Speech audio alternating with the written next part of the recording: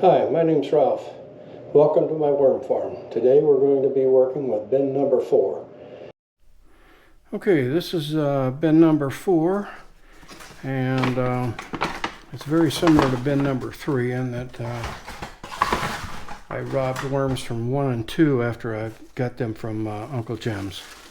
And I just put the plastic on here a couple days ago, trying to maintain a higher moisture content in here.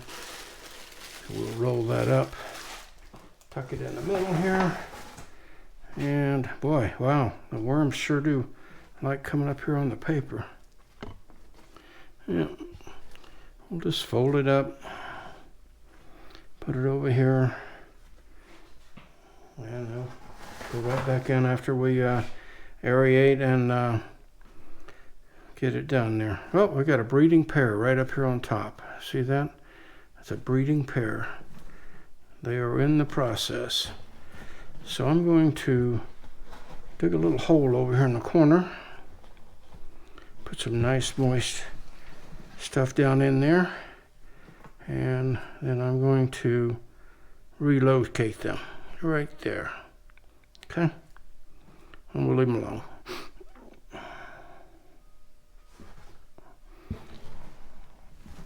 Okay, let's aerate the rest of the bin quickly and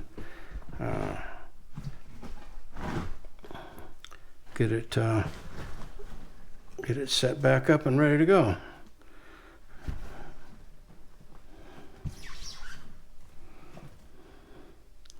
I think the feeding zone is non-existent because it's been 11 days since I've been in here. So not much of a feeding zone here. Last time I was in here, we had a humongous bait ball right out front because it had not been that long since I had fed. But because it's been 11 days since I fed, and if I remember correctly, it was a pretty light feeding. I won't say that I'm starving my worms, but I would say that I'm not overfeeding. You can see a lot of little baby worms there.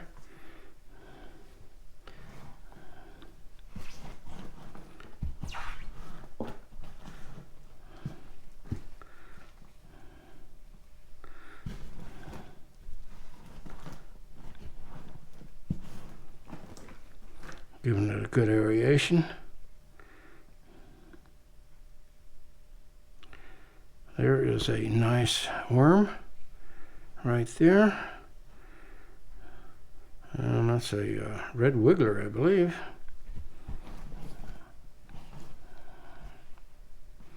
My intention was to try and get this bin pure red wigglers, but it's hard to do.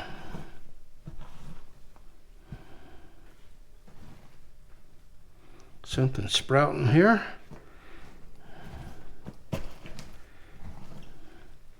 These corners are relatively dry. But the rest of the bin's in really good shape. You can see it holds together well, breaks apart easily.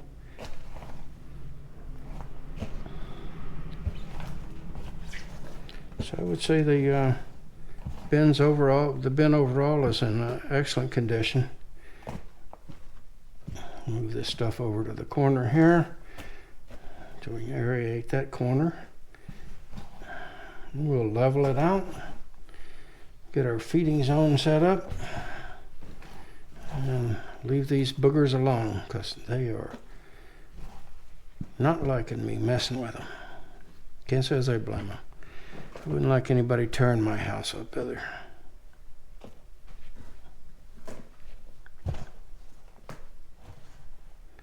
Okay.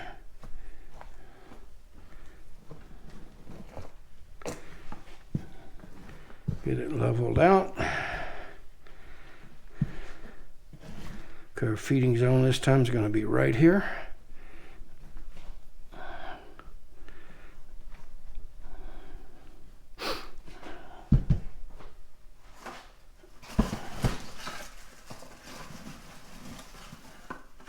Put a little cardboard down. Shredded cardboard mostly. You see a couple pieces in there. And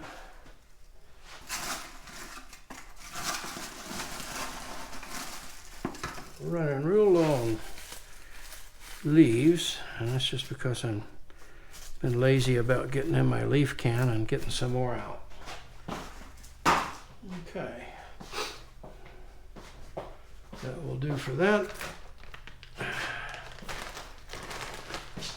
And here comes the food. I think these guys are going to get lots of banana.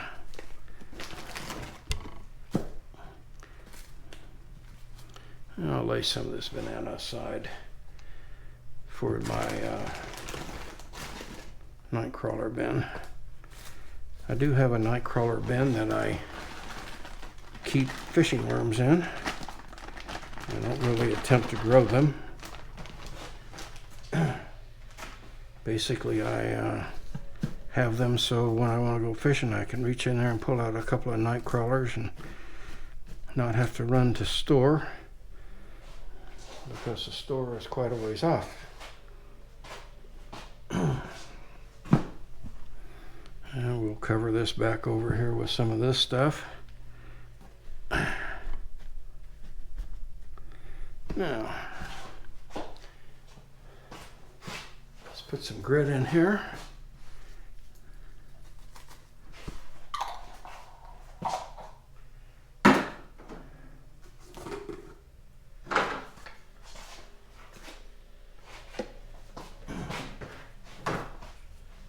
Get some coffee, used coffee grounds. Worms seem to like it.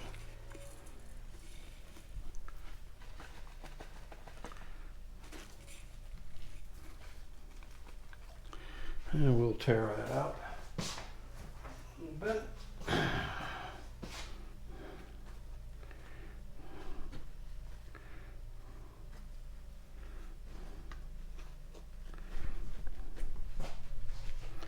Okay, a little light covering.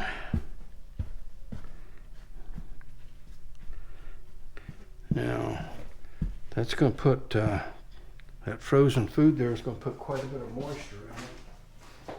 But I'm going to spritz the outlying areas a little bit. The corners seem to dry out real quickly because of the way I have the I was just using a paper on it. Now I'm going to use paper and a plastic.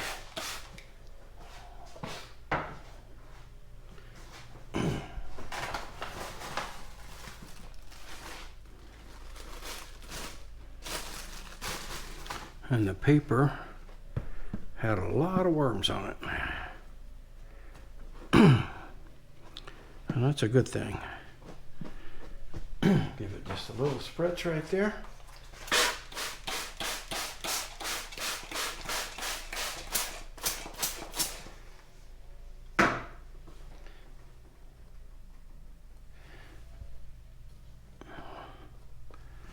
And cover it back up with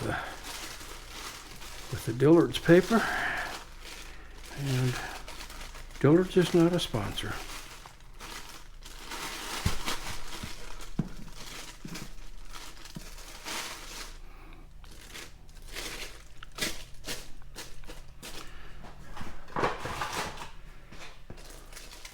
Tuck our golf ball in there, and I'll keep putting this paper in there as long as it works okay. Okay, that's the end of the exploration of bin number 4. Hey folks, thanks for stopping by today. Hope you enjoyed the video. If you did, like it and subscribe. Thanks. See you next week.